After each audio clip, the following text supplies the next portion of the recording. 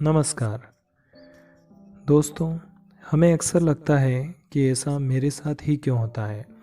मैं हमेशा दूसरों से क्यों हार जाता हूँ, मेरे काम बनते बनते क्यों रह जाते हैं और ऐसा क्यों होता है कि मुझे ही परेशानियों का सामना करना पड़ता है।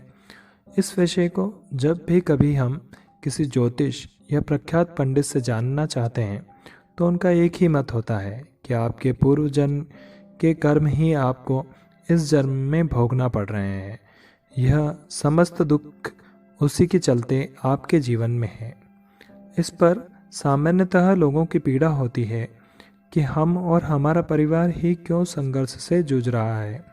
दूसरे अन्य लोग तो पूरी तरह से धन धान्य और संपत्ति से युक्त होकर पूर्णतः सुखमय जीवन यापन कर रहे हैं, और यदि मेरे पूर्व जन्म के किसी कर्म के कारण मुझे यह सजा दी जा रही है तो मेरे परिवार के अन्य सदस्य भी मेरे साथ इस परेशानी को क्यों उठा रहे हैं। इसे सोच सोच कर वह ईश्वर के प्रति कटु शब्दों का प्रयोग करते हैं और मान लेते हैं कि इस संपूर्ण ब्रह्मांड में ईश्वर है ही नहीं। यह सृष्टि केवल नर और नारी के संगम मात्र से ही चल रही है। यदि इस कथन को हम ज्योतिषी दृष्टि से विचार करके देखें तो हमें पता चलता है कि किसी जातक की लग्न कुंडली में ज्योतिष संबंधी तथ्यों को ध्यान में रखकर यह ज्ञात होता है कि जातक की जन्म कुंडली में जो ग्रह नीच, वक्री, शत्रु राशि में हैं अथवा कमजोर या बली होकर बैठे हैं, ठीक उसी प्रकार उसके परिवार के अन्य सदस्यों की जन्म कुंडली, चंद्र कुंडली अथवा नवमांश कुंडली में वह ग्रह उसी अवस्था में बैठे हुए होंगे जैसा कि जातक की जन्म कुंडली में बैठे हैं। इस तथ्य से हमें यह पता चलता है कि उस जातक के परिवार में केवल वह जातक ही नहीं वरन उसके परिवार के सभी सदस्य किसी न किसी कारण से इस ग्रह पीड़ा को भोग रहे हैं और संपूर्ण परिवार ही वर्तमान में समय में पीड़ित होकर परेशानियों के साथ अपना जीवन व्यतीत कर रहा है। इस तथ्य को हम व्यवहारिक तरीके से सोचें तो लोगों का मत होगा कि वह व्यक्ति जो पाप कर्म करता है उसके लिए वही उत्तरदायी होगा। उसके इस पाप कर्म के लिए उसके संपूर्ण परिवार को सजा नहीं दी जाती। अर्थात यदि किसी जातक के साथ उसका संपूर्ण परिवार भी परेशानी से जूझ रहा है तो इसका अर्थ यह है कि इस जन्म में जातक के परिवार के जो सदस्य हैं वह पूर्व जन्म में अन्य किसी परिवार के सदस्य रहे होंगे और उन्होंने भी जातक के समान ही कर्म किए होंगे।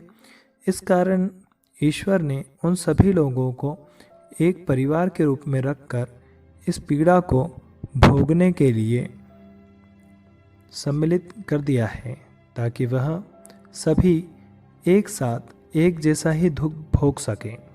ईश्वर कभी किसी के साथ बुरा नहीं करते और ना ही किसी प्राणी को बेवजह सताते हैं या परेशान करते हैं।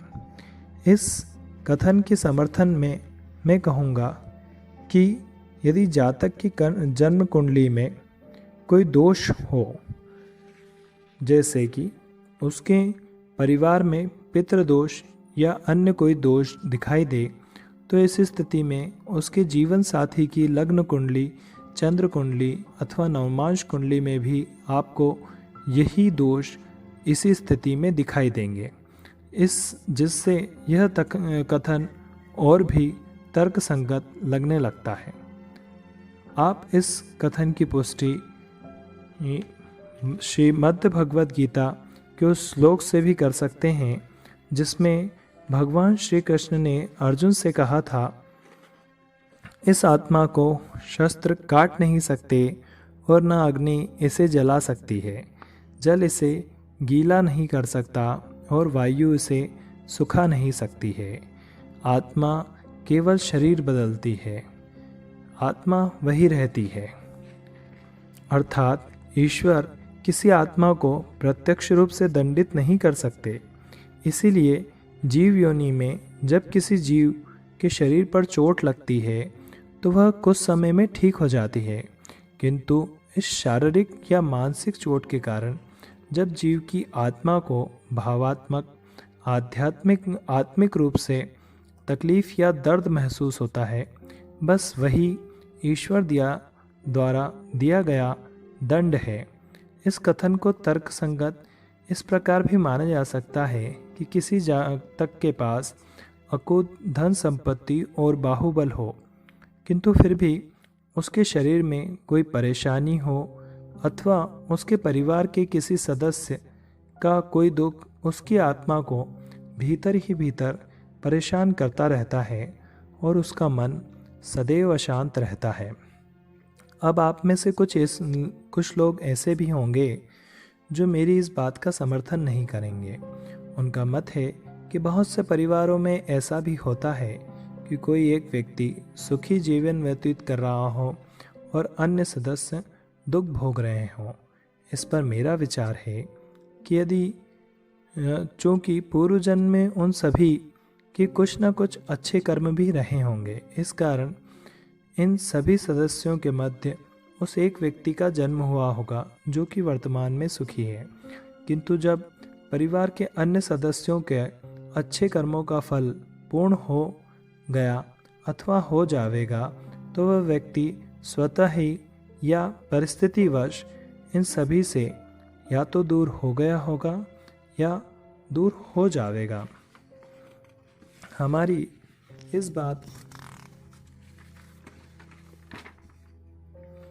हालांकि यह विषय इतना विस्तृत है कि इस पर किसी काव्य की रचना की जा सकती है, किंतु मैं यहाँ अपने शब्दों को विराम दूंगा। मेरा मत है कि हमें सदैव ईश्वर से प्रेम करना चाहिए और यदि हो सके तो किसी भी परिस्थिति में ऐसा कोई कार्य नहीं करना चाहिए जिससे कि हमारे कारण किसी जीव को क्लेश का सामना करने पड़े, क्योंकि मेरा मानना है कि निर्मल इंसान बलवान का कुछ नहीं कर सकता, बस मन मकोस कर रह जाता है। और इंसान दुआ दिल से नहीं देता, अपितु बद्दुआ पूरे मन से देता है। आप सभी से निवेदन है कि इस पोस्ट के कमेंट में बताएं कि क्या आप मेरे विचारों से संतुष्ट हैं अथवा नहीं। मैं यहाँ किसी की भावनाओं को आहत नहीं करना चाहता हूँ, और यदि किसी कारण से ऐसा हुआ हो तो उसके लिए मैं आप सभी से क्षमा प्रार्थी हूँ। धन्यवाद।